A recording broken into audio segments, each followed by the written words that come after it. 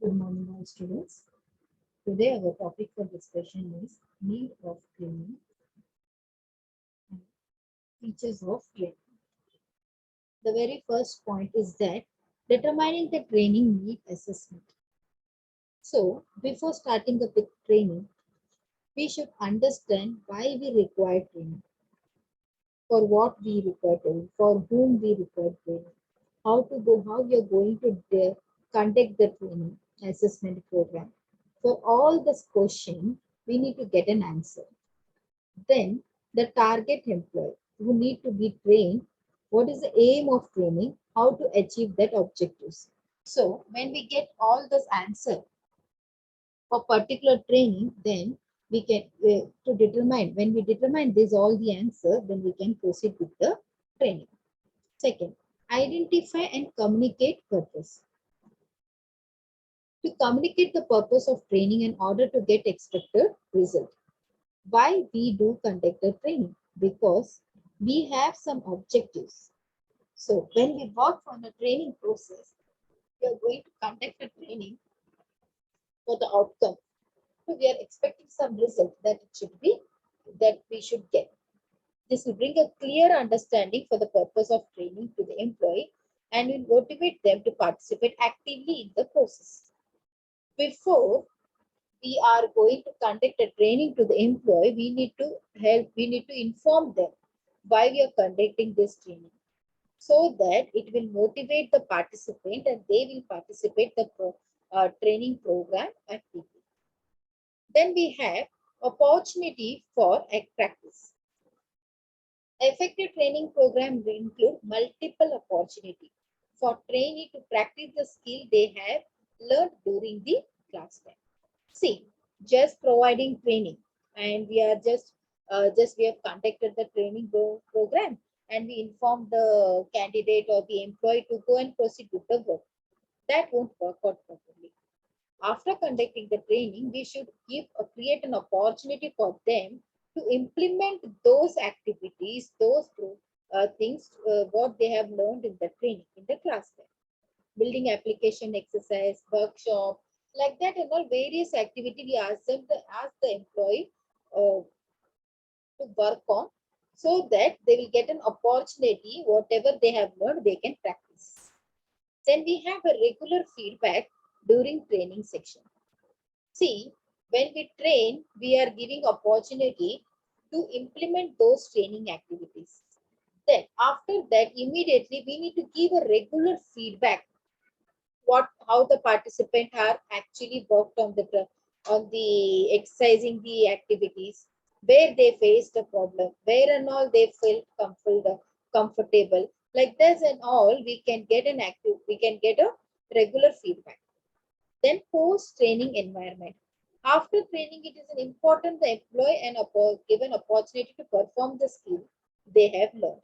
See, we should giving an opportunity the trainer to use those activities, use those skills, what they have learned in the training, they should actually implement those skills, and so that they can understand, so that they can perform the activities what they have learned. If the post-training environment does not support, if whatever the training is given, and they have conducted the activities and they couldn't do it, then we need to re-perform the training activities. We'll have to know impact of training performance and organizational utility. So how this organization is going to utilize this. Then we have a continuous process. Continuous process is nothing. We are continuously providing the training process to the employee. Why? Because training is an ongoing process. If today I am given a training for particular activities, tomorrow there is quite updation in the technology. So the new technology has come. So to implement, to work on the new technology, again the employee should get a proper training to proceed with the activities. Hence, it is an ongoing process. It is a continuous process till the day the employee exists in the company. A company should provide a training to the employee. Now, what is the need of training? First, it improves the performance. Definitely, once the training is provided properly and it increase the performance and improve the result of company, the employer result, so that it can update the knowledge and skill of the employee and it will increase the performance of the employee. Avoid outdated methods. Training will help the person to avoid those methods which are outdated and help the employee to update, to adopt those methods which are newly introduced, that is new method. Developing human skill. Yes, human skill plays a very important for sustaining healthy working environment and developing good interpersonal relationship. What is interpersonal relationship? Between human to human. So a training helps the environment to have a better and healthy working environment around and to have a very good relationship between them.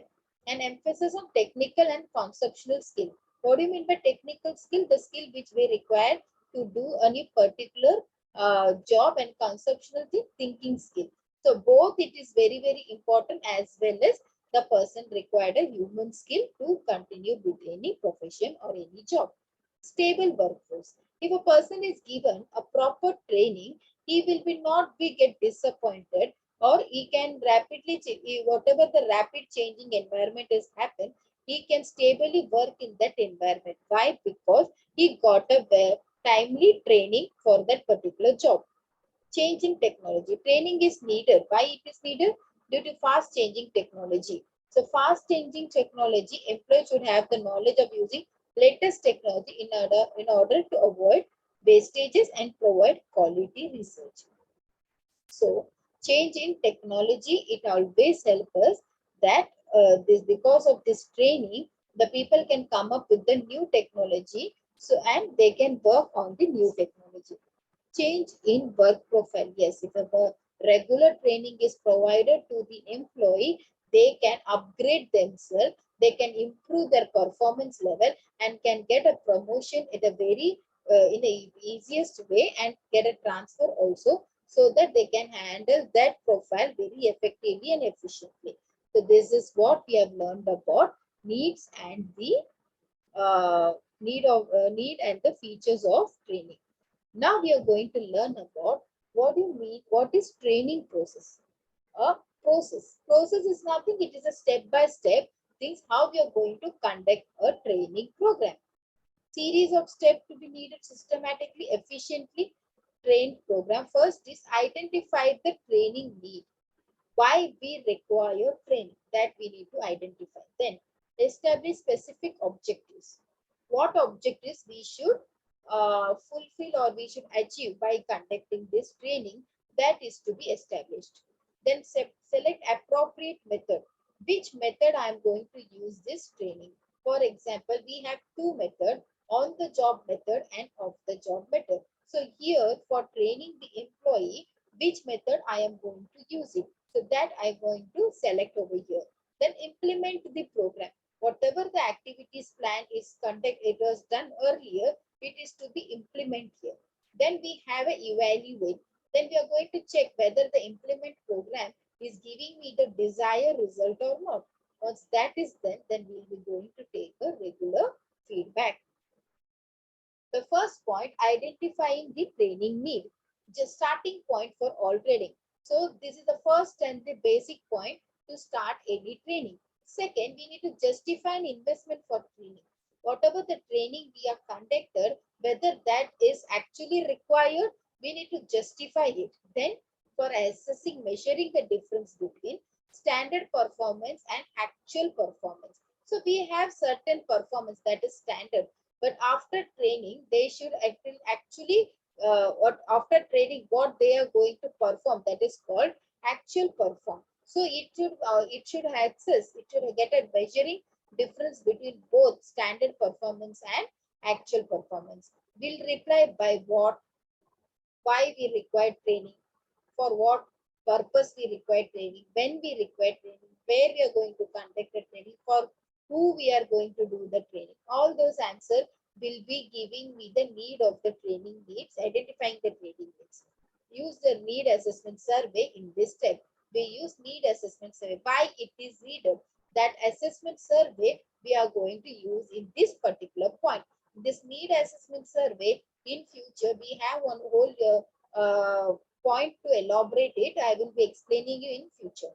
Then we have established specific objectives. The crucial task is to determine the objectives of training. See, selecting the objectives of training is actually a very crucial task, and that is what we are going to do here. The basic objective of training is to bring proper match between man and the job. See, we need to do a proper match between whom? Man and the job. Who is going to work? Man. For where, how they are for what they are going to conduct a job. So this both should have a proper relationship, so that they should both should have a proper understanding. So whenever we are planning an objective, we need to consider both man and the job. The ultimate goal is to bridge the gap between current and desired performance. My current performance of the job is like 40 to 50%. So I'm desiring that in future, after training, the employee should able to do the job performance above 70 or 80. So this is what, to achieve this 80%, I am going to conduct a training program. Some of the common objectives can be used, like technical know-how, how we are going to handle the technical part, how we are going to handle the cultural, solving human behavior issues and everything, how to deal with human, how to deal with the public, everything we are going to learn, and accordingly we are going to make an objectives in this particular point.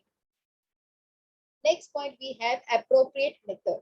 After the assessment of training needs and selection of an objectives, once the training need is identified, then we have selected the objectives, then suitable training method is to be identified.